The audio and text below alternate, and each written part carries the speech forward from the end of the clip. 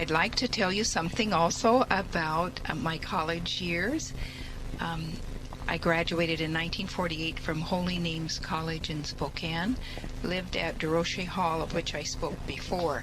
But one of the things about college was that I felt it was really freeing because I was on my own for the first time and was able to make my own decisions. And having friends there, I traveled to their home and met other people of other towns, broadened my horizons a great deal. And we were very close to Gonzaga, so we had a lot of contact with the men there in the Gonzaga school. Also, because it was during the war, there were, or right after the war, we were there. We often had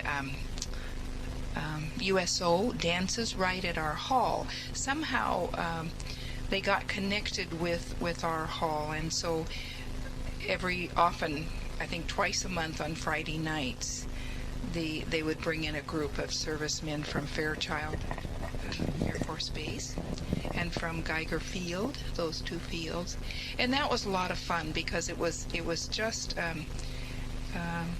really good entertainment, and they really appreciated coming to our house because it was more like coming to a family. In fact, there was one man, his name was John Smith, and John Smith ended up coming to DeRoche Hall every weekend, and the sister in charge was happy to have him around, and he'd fix the sink and do all of those kind of mechanical things that she needed to have done. But he was very friendly with a lot of the girls, and so it was just kind of like having a brother around too. It was just very natural to have him come and to be there. So that was exciting to meet a lot of different young men too from different parts of the country. So I thought that was very enriching. And you had a boyfriend too, didn't you, during college? yes, I did. And the one, I was very immature when I first started college, though. I remember going out on a date, and one of my best friends as a freshman, she had her brother come up, and I think she built this up with him and was so excited about it all. And she had been dating somebody all through high school and was way ahead of me in dating. And so I just remember that I was pretty shy with this young man, so it didn't go too much further because I think he was much more experienced than I was. But later on, as a junior, I met a track star from back in New Jersey, and he had been engaged and was a friend of someone else's, and so we just kind of went out as friends, but we became very close friends. And he came home even. I brought him home to meet my parents with another couple. 4 of us drove down and had just a wonderful trip there. So his name was Ralph Stetig. And but it was not, but anyway, in my own sense, I had to make a decision that I couldn't be that serious about him. So as I left, when I graduated, I went over to King County Hospital for my internship. And so I kind of broke the relationship there. Although because you had already decided that you wanted to join? Yes, pretty much that was in the back of my mind, that I had to be really honest with him in this relationship. And especially since I knew he had been engaged before, to allow him that opportunity, to go back. But it was wonderful years. We had such good times. I really appreciated that. Is he the one that you told me and Jenna at one time about when you had gone into the Holy Names in that 2 years of your, what's it called, your mission? Novitiate. When you can't get letters. When you came home after that, your mom said you'd gotten a letter. Oh, no, that was someone that I met when I was at Harborview Hospital, and he was on the staff there. I think I mentioned a little bit about him, maybe, Oh, because I mentioned embarrassing moment. He was the one, John was the one who took me out to that dance. Okay. So, no, he was really serious about wanting to get married. But again, something held me back. I felt, and I had some of those impressions that I expressed to you about. He was he liked his booze. Yeah. Yeah, he Yeah. liked the blues and Yeah. be washing Right. hanging up the clothes. Yes. Yes. So that, and he was such fun. I love I think I tend to want to be with somebody who is more lighthearted. And I've always appreciated someone with a good sense of humor. So I think I was drawn to him for that, because I sometimes tended to be more serious. So,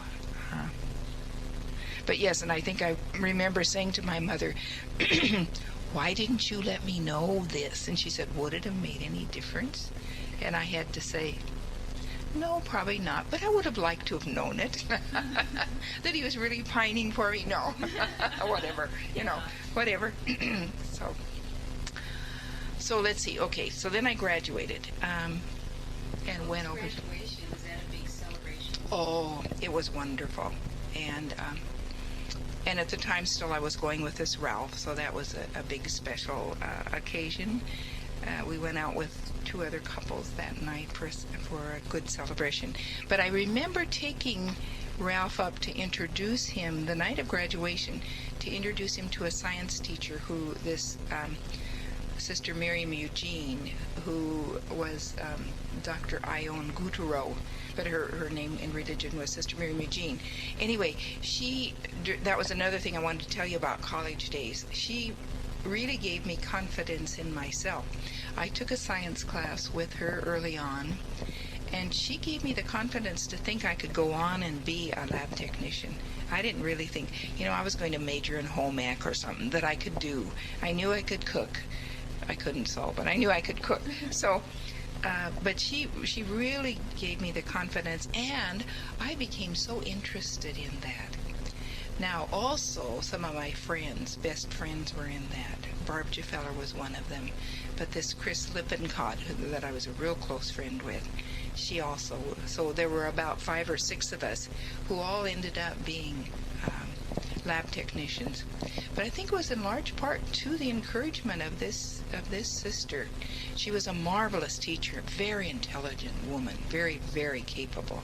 How did So. she encourage you? I mean, what was it that she did? Well, I think, see, we had labs, and she would come around and take time to really try to help us a lot. Of course, it was a small college, so we got personal attention.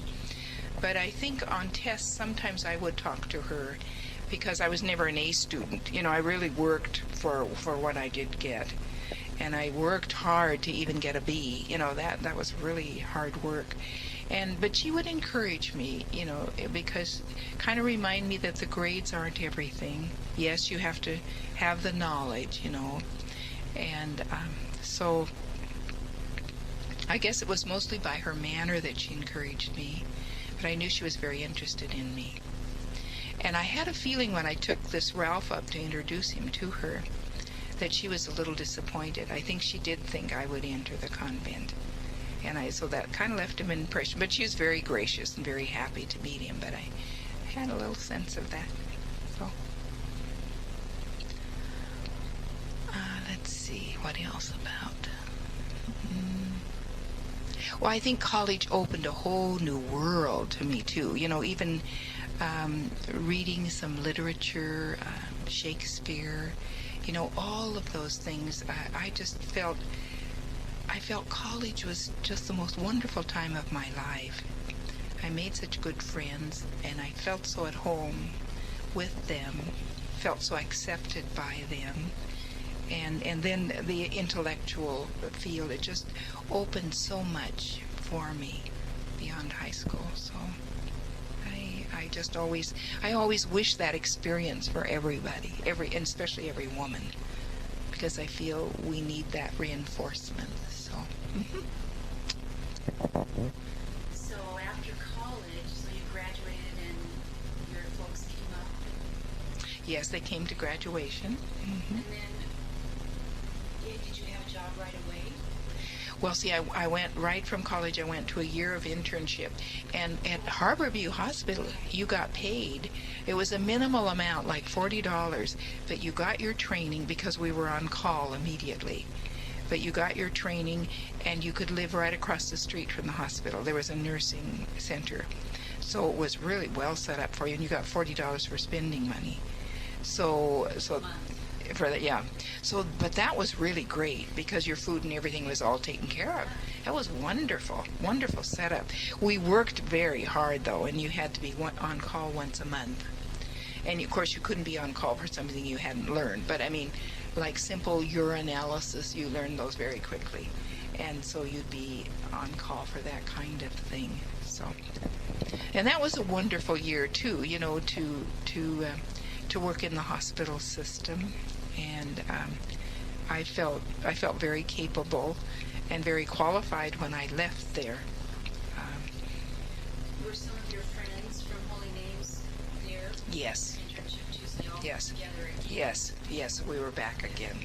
Now, one of them, Fran McGreevy, went off to Portland because that looked better to her, so she chose. But there were there were 5 of us, and then we soon made other friends too, you know, of other people in the program itself. And there was a wonderful doctor there too that did meet one of those friends, that married one of those friends of mine, and he was always very encouraging. He was an intern at the time, and he would work in the lab partly, who was very, very good to me too.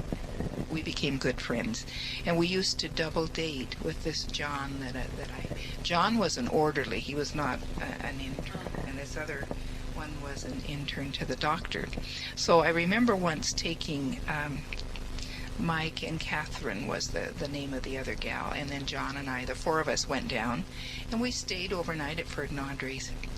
And Audrey came to me after we'd been there the second night or something, and she said, "I think you have your guys mixed up. I think you and Mike really fit each other intellectually," because Catherine was kind of a lighthearted gal, and John was a lighthearted guy, you know, and he was always kind of a show-off on the dance floor. But this Mike was more serious and studious, and I guess they thought I was more quiet and studious. Anyway, we used to laugh. I mean, I laughed about that. I didn't tell them what she said, but I laughed about that experience. So then after that year of internship, then I immediately got a job, though, at Virginia Mason Clinic, which was wonderful, too, because that was a large clinic even in those days. And you could work in a specific department. Like at Harborview, you went from a urinalysis department to the blood, to the tissues. You know, there were different departments. You moved up as you went through your training. And so at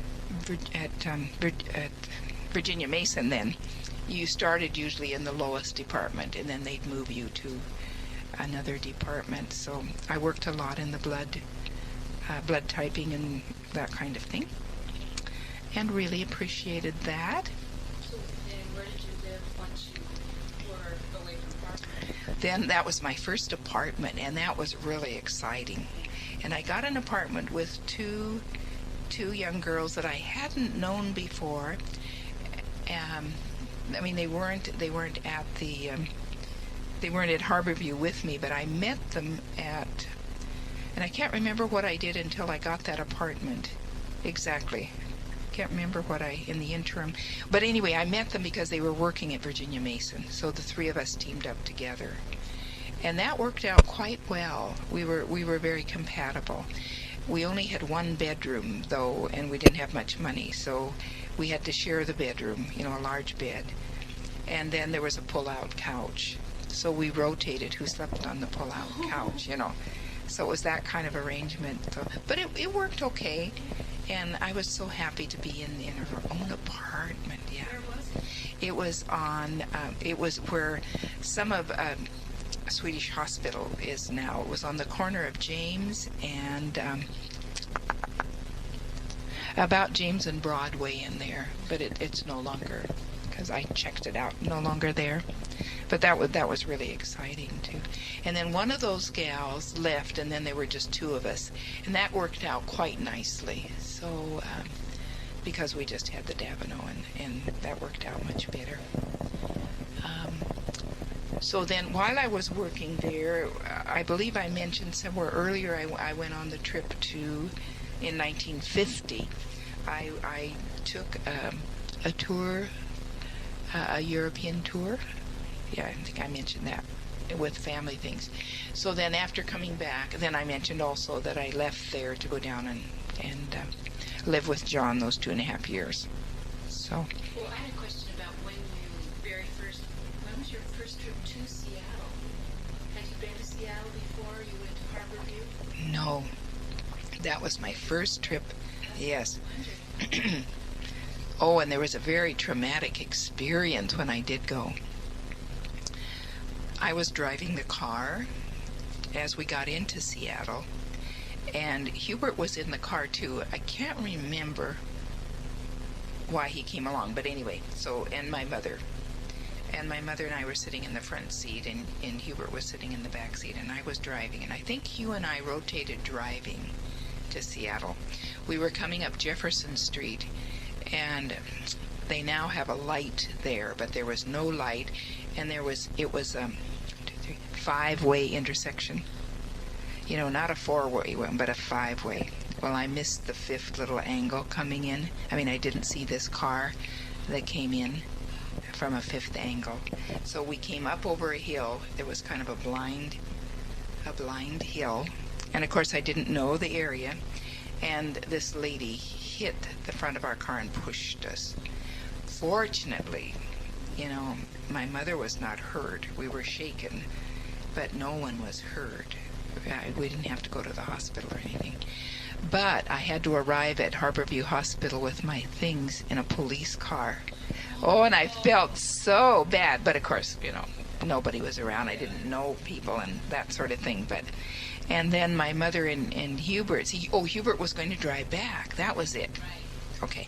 So my poor mother and Hugh had to stay overnight, and Dad came over in another car to come to get them and take them home. So I felt so badly about that. That was, yes, right.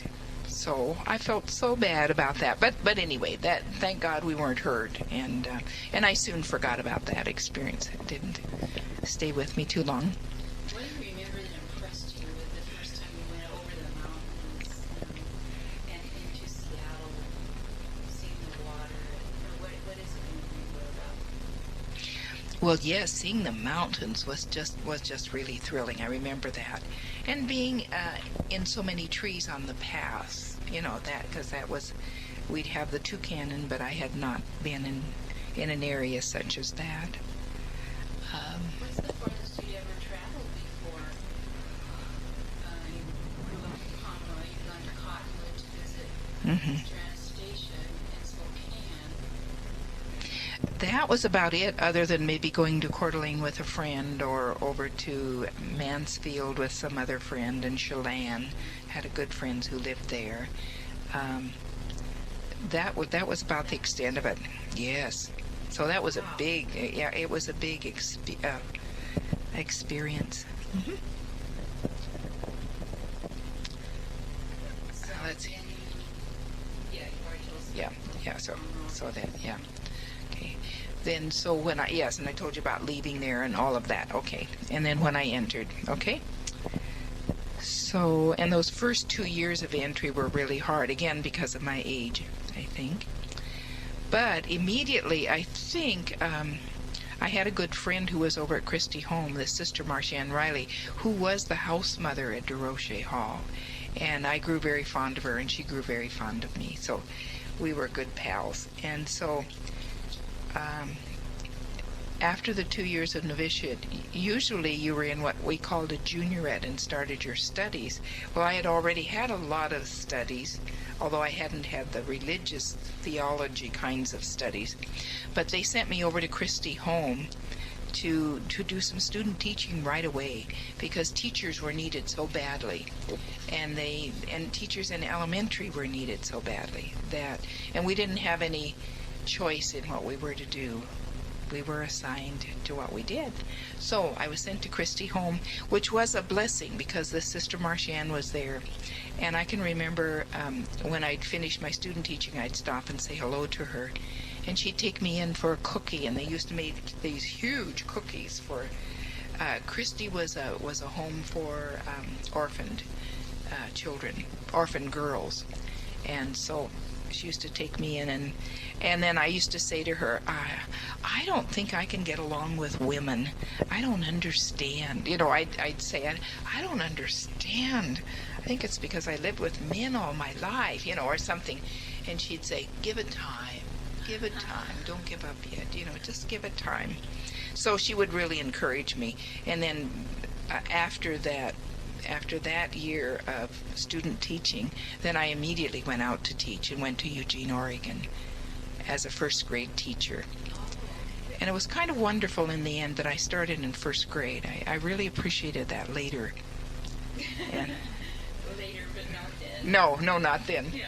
Yeah, but having the experience of the elementary. The 2 years of novitiate, that is, that early training when we were becoming sisters, was very hard for me because I was 26 years old when I entered, and the others in my group, we were 32 women together. The others were all younger, 18. I think there was one person who was 20. But I think my experience, I had lived on my own, I'd had my own car.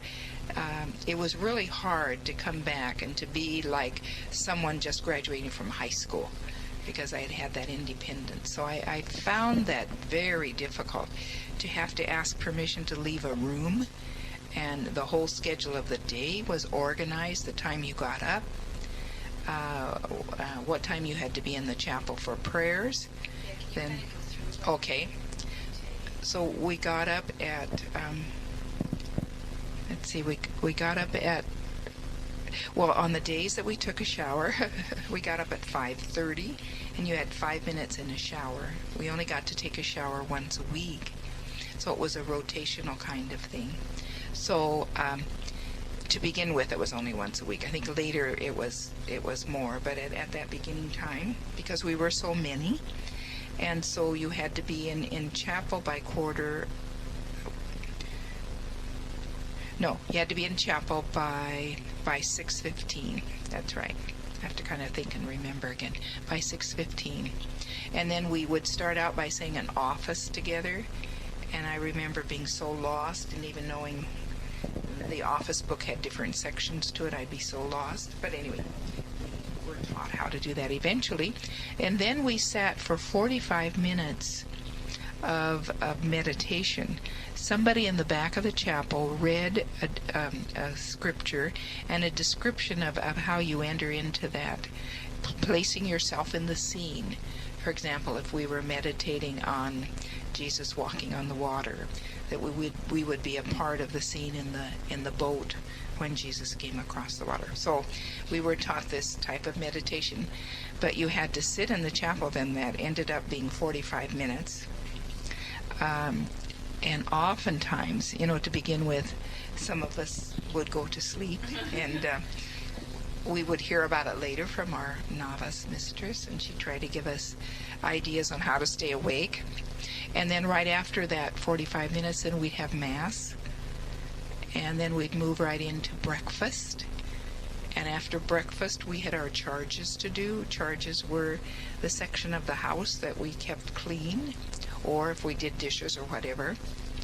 And I had a hallway that was down by the provincial and the main people of our community. And I got so nervous once that the polisher ran out of my head and knocked a hole in the wall. And I thought sure I'd be sent home. And actually, I was hoping I would be. But darn it, I wasn't.